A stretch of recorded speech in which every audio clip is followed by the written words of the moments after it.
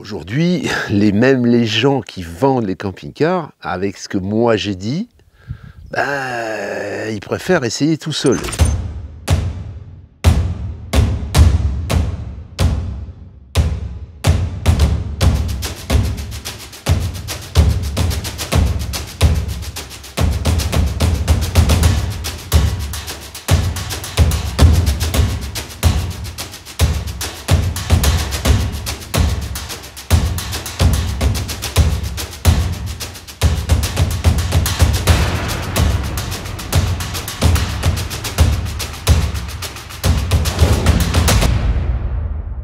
Des news sur la chaîne Nomad into the Wild, pas très loquace ces derniers temps, parce qu'il n'y a pas grand chose à dire en fait. J'ai clairement exposé les faits du marché du camping-car aujourd'hui, où j'en suis bien sûr le premier dépendant, hein. Ça veut dire que voilà, je dépends également un petit peu de ce marché, puisque moi j'ai une chaîne qui présente des camping-cars et qui parle du camping-car. Force est de constater que c'est pas jojo, c'est pas glorieux. Hein, un peu partout, il y a des gens qui me disent, en effet, on passe, on voyage, on voit des parcs de camping-cars pleins, les concessionnaires sont blindés de camping-cars, même avec des remises qui vont de 10 à 12 000 euros quelquefois, ça bouge pas. Hein, donc il y a réellement un gros problème, il y a un désamour, il y a la chute des prix, la non-envie de passer à ce mode de vacances, ce qui est justifié, ce que je défendais justement dans la dernière vidéo. Aujourd'hui, même les gens qui vendent les camping-cars, avec ce que moi j'ai dit, ils préfèrent essayer tout seuls. Ils ont un peu raison. Mais ils se disent non, lui il va pas nous le vendre au meilleur prix. Moi j'invente rien en fait, hein. C'est pas parce que je te dis ça que ça va changer les choses et que ça va être différent. C'est pas moi qui le dis, moi je constate, hein. Donc par ce constat, j'adapte la formule, j'adapte les offres que je peux éventuellement faire. Et malheureusement, il n'y a pas de miracle. Il n'y a pas de miracle, c'est compliqué. Et si tu ne vends pas au bon prix, tu ne vends pas. Alors c'est sûr qu'on m'utilise souvent pour essayer de récupérer le plus possible. Je m'en suis rendu compte parce qu'il y a certaines personnes qui me proposaient à moi le véhicule à un prix plus élevé. Et au moment où moi j'y arrivais pas, ils se mettaient à le vendre moins cher. Ce que je trouve un peu moyen, mais bon, voilà, c'est de bonne guerre, on va dire. On se dit, tiens, lui, il a la visibilité, il va nous le vendre plus cher. Et là, aujourd'hui, avec ce que je véhicule sur ma chaîne, forcément, il y a moins d'envie, hein. On se dit, non, lui, ça va pas être le bon plan parce qu'on peut peut-être le vendre plus cher. Tente ta chance, c'est ce que je te dise. Bon courage. C'est tout. Bon courage et bonne chance. Tout ça pour expliquer que le contenu donc, que je partageais sur ma chaîne jusqu'à présent, où il y avait quand même pas mal de camping-cars que je filme pour vous les présenter, forcément il y en a moins, hein, ce qui fait qu'il y en a même plus du tout. Ce qui fait que j'ai pas grand chose à vous montrer. Je vais pas vous redonner les mêmes conseils que ceux que je vous ai donnés précédemment, hein. On peut faire à l'état du marché, on peut le faire jusqu'à la fin des temps, mais aujourd'hui le marché il n'est pas figé encore. Je pense que ça va encore évoluer et pas forcément dans le bon sens. C'est vrai que l'indicateur, c'est les concessionnaires qui sont pleins, et ces concessionnaires qui sont pleins, à un moment donné, il va falloir qu'ils fassent des actions. En plus, après les vacances, il y a quand même tous ces gens qui partent en vacances logiquement en camping-car et qui achètent des camping-cars pour ça, ils sont beaucoup moins présents après les vacances. Donc on a beaucoup plus à faire à des gens qui ont des projets de vie en camping-car. C'est un petit peu moi, mon idée et ma cible, hein, de toute façon. Mais du coup, ça va bousculer. Ça va bouchonner même, hein, voilà. Qui dit bouchon, dit problème, hein, donc il va falloir vraiment, les gens qui veulent vendre, il va vraiment falloir qu'ils fassent de gros efforts psychologiques. La poule aux œufs d'or, c'est terminé, hein, voilà. C'est mon idée, on verra si ça se vérifie, mais jusqu'à présent, je pense que je ne me suis pas beaucoup trompé. Alors j'ai eu quelques propositions auxquelles je vais répondre, hein, sur des tarifs qui ne sont pas cohérents en fait, hein, par rapport au marché. Donc ces véhicules-là, je ne vais pas les filmer en fait, hein. Si on ne tombe pas d'accord sur un prix acceptable, Et dans les conditions de marché, ben, ça sert à rien. Hein, ça sert à rien moi, ça me fait des frais de déplacement et tout. Ces derniers temps, je dois t'avouer que j'ai fait beaucoup de frais et pour pas grand-chose. Alors, il y a des véhicules atypiques. Ça, c'est complètement différent. On a toute cette gamme de gros véhicules qui ne concernent pas du tout la même clientèle. Et là, on est sur autre chose. Hein. Alors, il y a peu de ventes, hein, en règle générale, même dans le haut de gamme. Ce que je peux te dire, c'est que le voyageur qu'on avait présenté n'est pas vendu. J'ai eu du sérieux, mais ça s'est pas fait, donc il y a matière à négociation aujourd'hui, hein. Alors pas des négociations dans des proportions énormes, mais il y a quand même matière à négociation. L'Actros, carrossé par Payard, j'ai aussi une touche très sérieuse. Là actuellement on est un peu bloqué sur une histoire d'assurance en fait. Alors pas parce qu'on ne peut pas s'assurer, parce que les prix de l'assurance de ce véhicule, ben oui, un véhicule comme ça, ça coûte cher et forcément le prix de l'assurance vient en fonction du véhicule. Et son propriétaire actuel paye plus de 200 € par mois. Alors lui, c'est son habitation, donc c'est différent, il roule avec, on peut dire que voilà, c'est justifié, mais les personnes qui se portent acquéreuses aujourd'hui, ben, la pilule est quand même un peu difficile à passer. Quand on t'annonce un montant comme celui-là. Hein, et l'autre problème, c'est que quand on fait une demande d'assurance sur un véhicule de ce montant-là, ça passe souvent en commission. Donc j'ai une personne qui est sur le truc, mais il attend que son assurance revienne vers lui pour lui donner le tarif en fait, et surtout pour lui confirmer que c'est bien assurable. Hein. C'est le problème. C'est un peu comme quand tu achètes une voiture sportive, comme moi j'ai pu l'avoir. Hein. J'avais eu une Audi R8 et au moment où j'ai demandé à la MAF pour l'assurer, ils m'ont dit non, tout simplement, on ne fait pas ce type de voiture. Et pourtant, j'avais tous mes contrats à la MAF, tu vois. On peut comprendre que c'est un peu compliqué. Le dernier Concorde présenté, le premier acquéreur, c'était un petit rigolo. Donc ça s'est pas fait. C'est quelqu'un qui, je pense, qui devait vouloir épater sa compagne. Et c'est pas allé au bout. Il y a eu 2 autres personnes. Mais ça reste des indécisions, si tu veux. Il n'y a pas vraiment de... C'est des projets, mais qui sont pas vraiment... voilà, quoi. Pourquoi pas ? Alors je comprends aussi, hein. Maintenant il faut comprendre aussi qu'on ne peut pas, voilà, et nous on peut rentrer dans le truc que si vraiment les personnes sont motivées. Si maintenant c'est des personnes qui flânent dans un magasin, et puis qui regardent, peut-être j'achète ça, qui passent du coq à l'âne, c'est compliqué. Hein, donc il est toujours disponible également. Et pourtant, il est proposé à un prix qui est quand même vachement intéressant compte tenu du marché en fait, hein, et de ce qu'on peut trouver sur le marché. Il y en a certains qui m'ont posé la question de savoir si le 508D était vendu. Alors, la personne qui vend ce 508 est partie pour une période assez importante. Oui, il sera rentré début septembre. À début septembre, je dois retourner essayer le véhicule. En fait, il va y avoir une vidéo où on va mettre le véhicule en conditions réelles pour vous montrer que c'est un véhicule qui ne se traîne pas à 40 à l'heure sur les routes, quoi. Hein, je ne vais pas vous dire qu'il va rouler à 130 km/h. Il y a moyen de rouler normalement avec ce véhicule, sans se traîner comme certains l'ont dit. C'est un véhicule qui a du couple, qui roule tout à fait correctement, dans des conditions normales, avec une direction facile, hein, quoi qu'on puisse en dire. Et c'est ce que je vais tendre à vous démontrer début septembre. Parce qu'on a quelqu'un en fait, hein, on a une personne qui est intéressée. J'ai eu deux personnes vraiment très très chaude pour l'acheter. Il y en a certains qui comprennent pas bien, mais bon, on vous demande pas de comprendre en fait, on s'en fout un peu. Hein, les gens qui comprennent pas les autres parce qu'ils font des achats que eux ne comprennent pas, bon, c'est pas le problème en fait. Hein. Il y a certainement des choses que vous faites que les gens qui achètent ce type de véhicule ne comprennent pas non plus. Hein. Donc voilà, après les jugements, les insultes, hein, gardez-les pour vous, parce que ça franchement c'est n'importe quoi. Chacun voit midi à sa porte. Hein. Il y a des gens qui préfèrent rouler avec des vieux véhicules comme ça. Je suis Alternative Pink, une petite chaîne, ils sont, je ne sais plus où ils sont actuellement, ils sont assez loin. Ils ne sortent pas des problèmes de leur Toyota récent. hein, avec ces problèmes de vanne GR, de turbo, de tout. Ils sont dans les problèmes depuis maintenant plus d'un mois, un mois et demi, je crois, et ils s'en sortent pas. Voilà. Donc on peut comprendre les gens qui préfèrent rouler avec des vieux véhicules.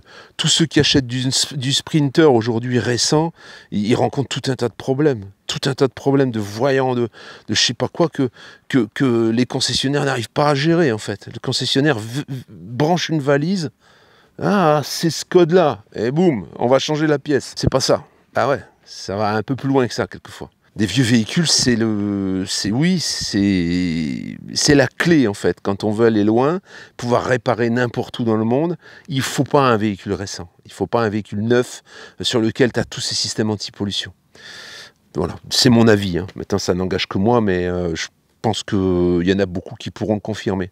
Pour les gens qui voyagent et qui vont un peu loin, je pense qu'ils peuvent confirmer que c'est compliqué de gérer un véhicule récent. C'est compliqué et puis les problèmes arrivent irrémédiablement. Ça c'est pour ce véhicule-là. Ensuite, j'ai eu des véhicules. J'en ai filmé un dernièrement, j'ai pas mis la vidéo parce qu'en fait, je l'ai déjà expliqué, mais on se base sur mon prix et puis ensuite on se dit finalement, j'avais eu des propositions quand j'ai mis l'annonce. J'ai peut-être même encore une annonce d'ailleurs. Si je le vends au prix que lui il me donne, il me dit le vendre, je le vends, comme ça j'évite de le payer, ce con. Hein, c'est un peu ça en fait. Hein. Et après ils disparaissent quoi en fait. On est dans une période de flottement. Il va falloir que les gens se mettent dans la tête, les possesseurs de camping-cars, qu'ils n'ont plus un lingot d'or qui roule, et il va falloir que dans leur tête, s'ils veulent vendre, ils se mettent au diapason et au prix du marché. Alors c'est sûr que moi aujourd'hui, j'ai pas grand chose à filmer, c'est pas grave, ça reviendra parce que de toute façon les difficultés à vendre, elles vont être de plus en plus grandes. Le problème c'est que c'est une perte de temps. Hein.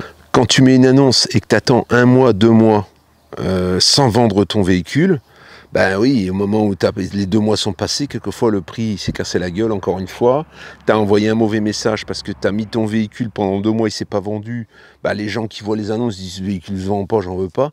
C'est un peu bizarre, hein, le marché, j'en ai déjà parlé, mais les gens ne sont attirés que par ce qui se vend.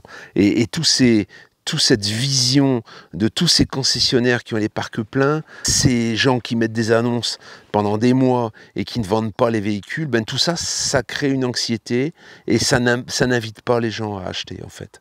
C'est quand on a quelque chose de prisé qui disparaît à la vitesse de l'éclair, on l'a vu, hein, et ça s'est produit il n'y a pas très longtemps. Hein.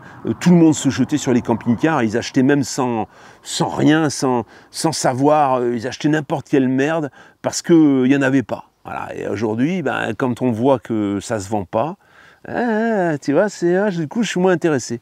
Même des gens qui étaient potentiellement intéressés à ce moment-là, ils vont...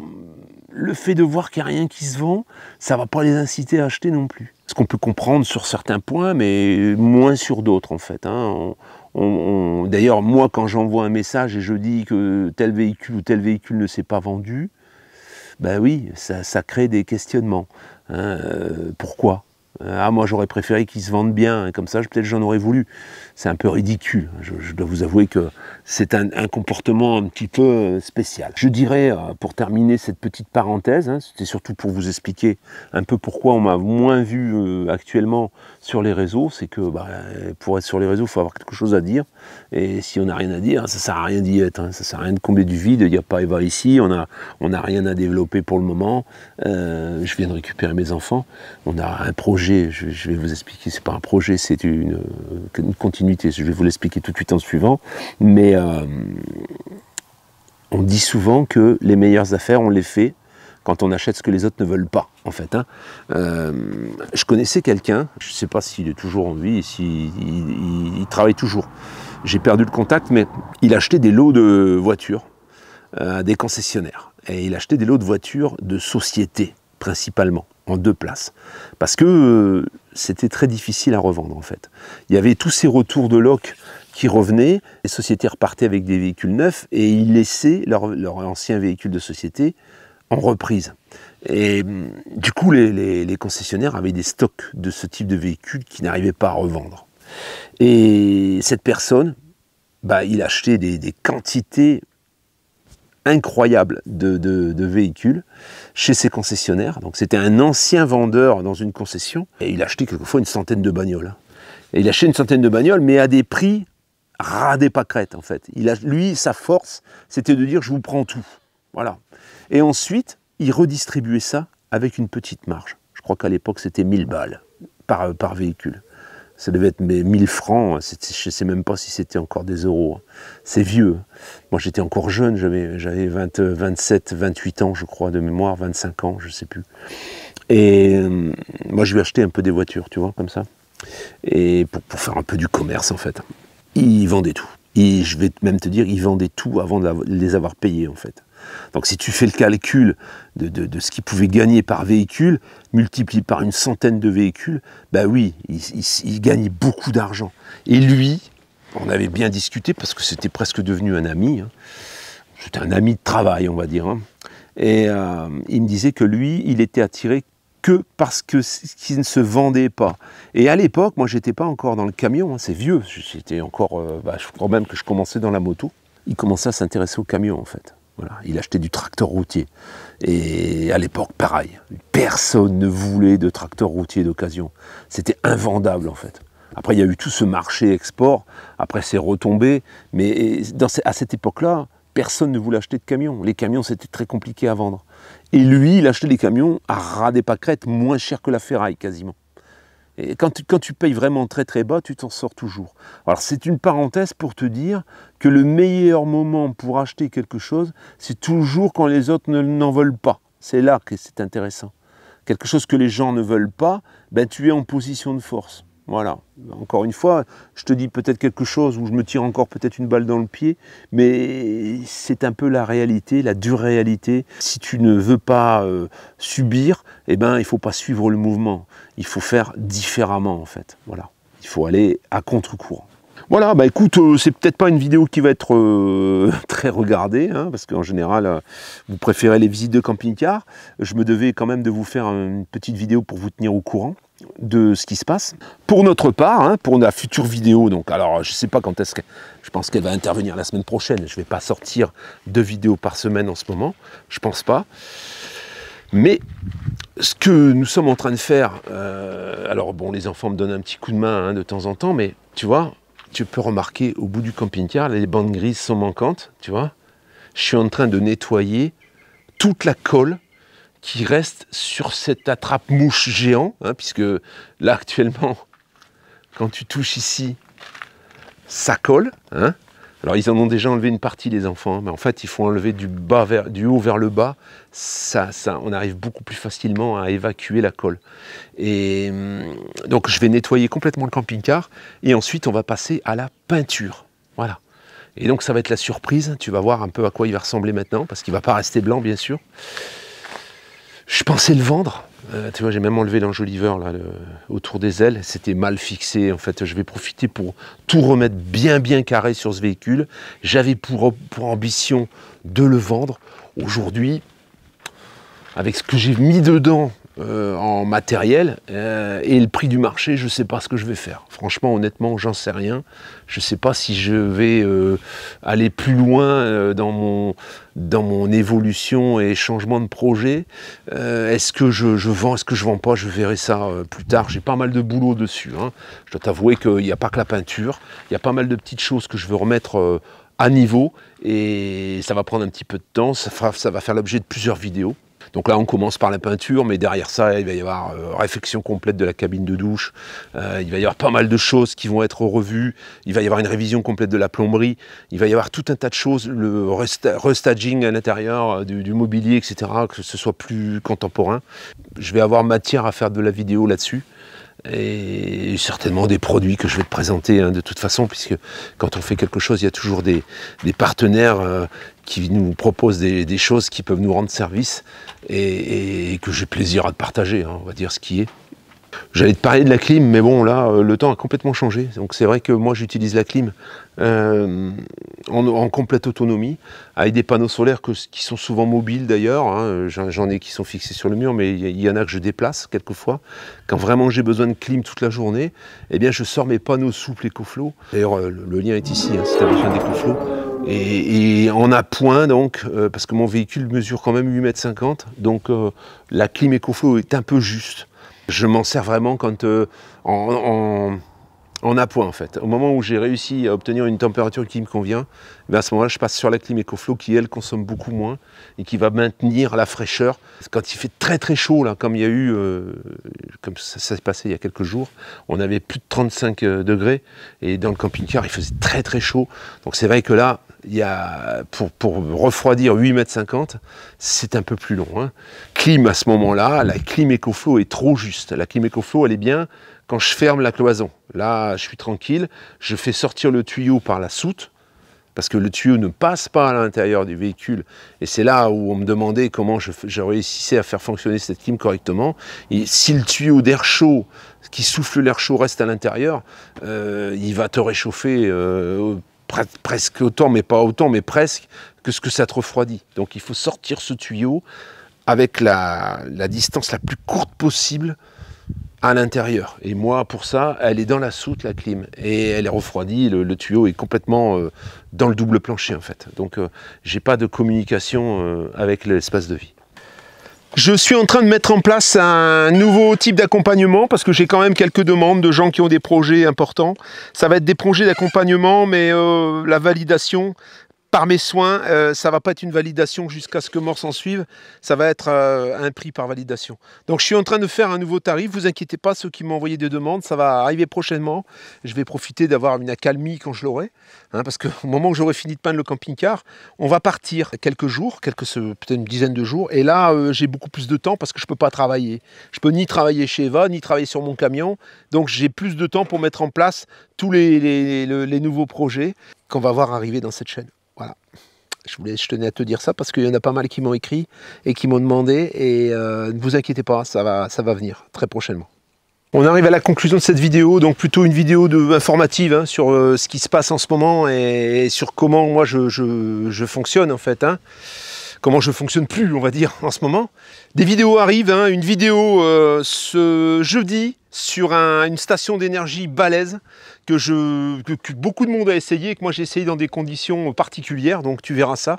Et puis des vidéos qui vont suivre de la peinture, la préparation et la peinture de mon camping-car Frankia, que tu verras, il aura plus grand chose à voir avec ce que tu vois aujourd'hui et il aura plus grand chose à voir non plus avec ce qu'il était avant avec ses tâches. Hein. Je te le dis tout de suite, ça va changer radicalement de look. Il y a un gros travail, mais ça y est, on a commencé. Tu verras ça dans les vidéos, dans la prochaine vidéo. J'espère que dans la prochaine vidéo, je pourrai te montrer l'avancement et j'espère même qu'on aura passé la peinture. On verra. Hein. On verra. En tout cas, j'ai pas mal de projets esthétiques pour ce véhicule. On s'occupe pour le moment de l'extérieur et on s'occupera ensuite de l'intérieur. Voilà, j'ai récupéré mes loulous hein, qui sont en plein Jeux Olympiques. Là. Tony est débordé. Il y a les Jeux Olympiques hein, et Alice, elle est débordée aussi. Ils sont débordés tous les deux. Vous les verrez certainement dans la prochaine vidéo, puisqu'il me donne un coup de main également. Hein, Tony? Ouais, voilà, Tony, maintenant, il me mange sur la tête. Ouais, il est dépassé depuis... Voilà, il m'a dépassé. Voilà. Il se la pète un peu. Il se la pète un peu. Ah bah voilà. Voilà la famille. Bah écoute, à la semaine prochaine. Ciao.